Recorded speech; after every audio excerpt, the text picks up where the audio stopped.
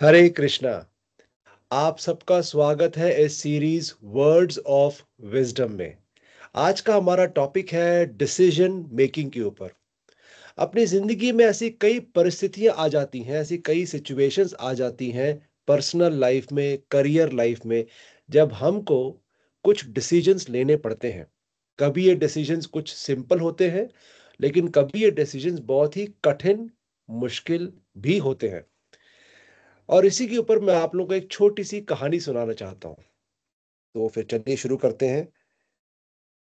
तो मैं अपनी स्क्रीन आपके सामने शेयर करता हूँ, और जिसमें कि एक हम छोटी सी कहानी सुनते हैं कि डिसीजन मेकिंग कितना क्रूशियल हो सकता है, उसका मतलब क्या होता है। बहुत पुरानी बात है। एक बार एक राजा हुआ करते थे। बहुत ही अच्छे राजा थे। लोग उन्हें बहुत प्यार करते थे। Very kind and humble king. हर साल ये जो राजा थे, ये अपने जन्मदिन के अवसर पर, on the day of his birthday, to celebrate his birthday, ये जो राजा थे, ये अपने कर्मचारियों से एक तराजू मंगाया करते थे। तराजू is like a balancing tool. ये आपने देखा होगा कई दुकानों में। जब आप फल फ्रूट खरीदने जाते हो तो एक बैलेंसिंग टूल होता है, जो दुकानदार होता है वो तराजू में आपको फल फ्रूट तोल के देता है। तो ये तराजू, बहुत बड़ा तराजू मंगाया करते थे। अभी जो तराजू था, इस तराजू में एक तरफ तो राजा खुद बैठ जाया करते थे, और दूसरी तरफ अपने कर्मचारियों से कहते थे कि भाई ऐसा है कि ये जो तराजू मैंने आप लोगों से मंगाया है, इसकी दूसरी तरफ आप गोल्ड की, सोने के कॉइन्स रख दो। पूरे सोने के कॉइन्स भर दो।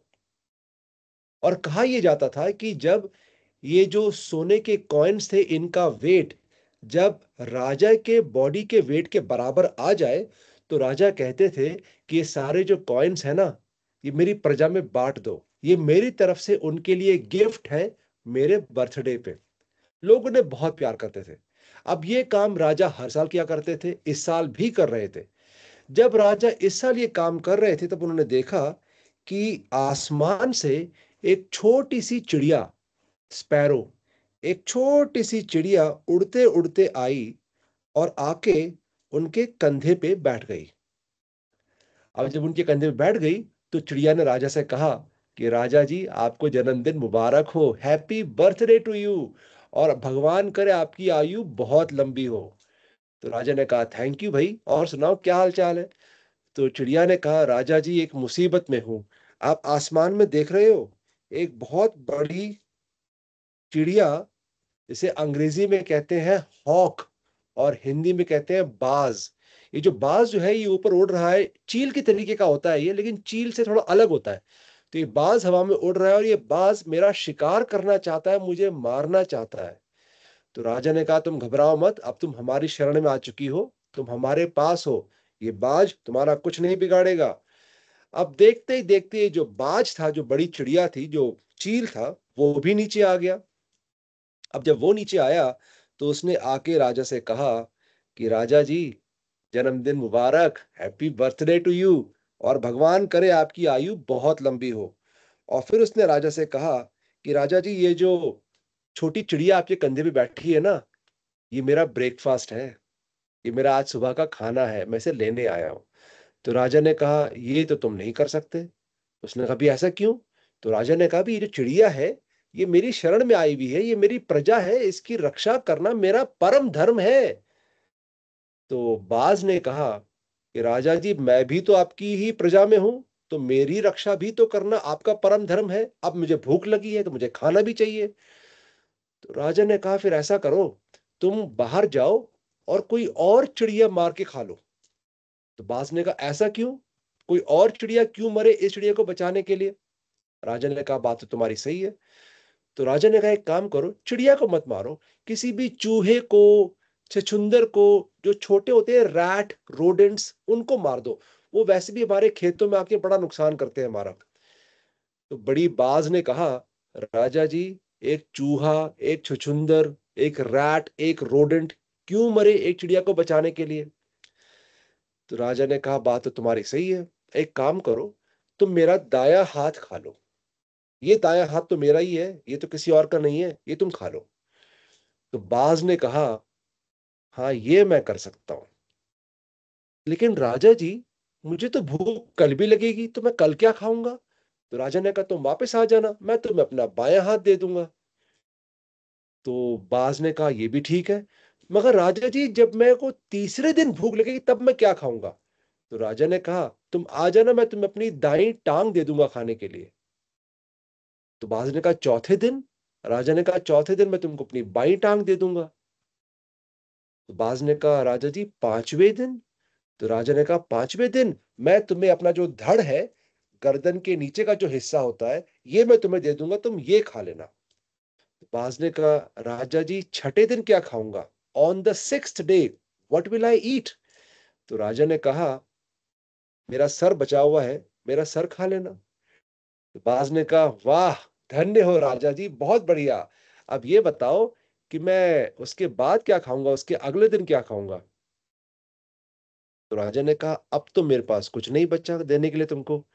अब तो जो मेरा पूरा शरीर था वही मैंने तुम्हें दे दिया, तो मैं अब क्या दूं, कुछ बचा ही नहीं। तो बाज ने कहा, राजा जी, एक बात कहूं आपसे, आपको लगता है कि आप बड़े दयालु हो, आप इस छोटी चिड़िया के रक्षक हो? नहीं, आप इसकी रक्षा नहीं कर रहे, और आप दयालु भी नहीं हो। तो राजा ने कहा, मतलब क्या है तुम्हारा? तो बाज ने कहा, राजा जी, आप इस चिड़िया की जो रक्षा कर रहे हो ना, वो सिर्फ 7 दिनों के लिए है। आप इसकी मृत्यु, इसकी डेथ 7 दिनों के लिए डिले कर रहे हो, बस। You are only delaying the death by 7 days. On the seventh day, I will come back and I will eat this sparrow, and you will not be alive to save it. मैं 7वें दिन आऊंगा, इस चिड़िया को खाऊंगा, इसको बचाने के लिए आप नहीं होंगे। तो राजा ने कहा, लेकिन इसका कोई हल तो होना चाहिए, इसका इसका कोई कोई आंसर तो होना चाहिए, मैं क्या डिसीजन लूं? और उस वक्त बाज ने राजा जी को एक पाठ पढ़ाया और कहा, राजा, अगर ये डिसीजन का आंसर मेरे पास होता, तो क्या मैं खुद राजा ना होता? आपको राजा बनाया ही इसलिए गया है कि आप ऐसे कठिन डिसीजंस का आंसर ढूंढ सको। और इसीलिए आप सबसे ये हाथ जोड़ के विनम्र प्रार्थना है कि आप जितना हो सके इंफॉर्मेशन को कलेक्ट करो, जितना हो सके लोगों की बातें सुनो, लेकिन डिसीजन अपने हाथों में रखो। और हमेशा याद रखो कि कोई भी डिसीजन आप लो, उसका एक कॉन्सिक्वेंस जरूर होता है। आप हर चीज को खुश नहीं कर सकते, आप हर एक को प्रसन्न नहीं कर सकते, आप हर रिस्पॉन्सिबिलिटी निभा नहीं सकते। इसलिए जब आप क्रॉस रोड्स पे होते हो कि मैं दाएं जाऊं या बाएं जाऊं या सीधा जाऊं, तो ये डिसीजन आपके हाथ में है।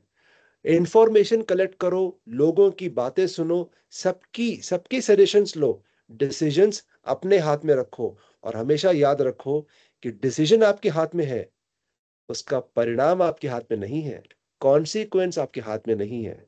इसलिए अपने एक्सपीरियंस को यूज करो, अपने ज्ञान को यूज करो, और फिर आगे बढ़ो। हरे कृष्णा, हरे कृष्णा।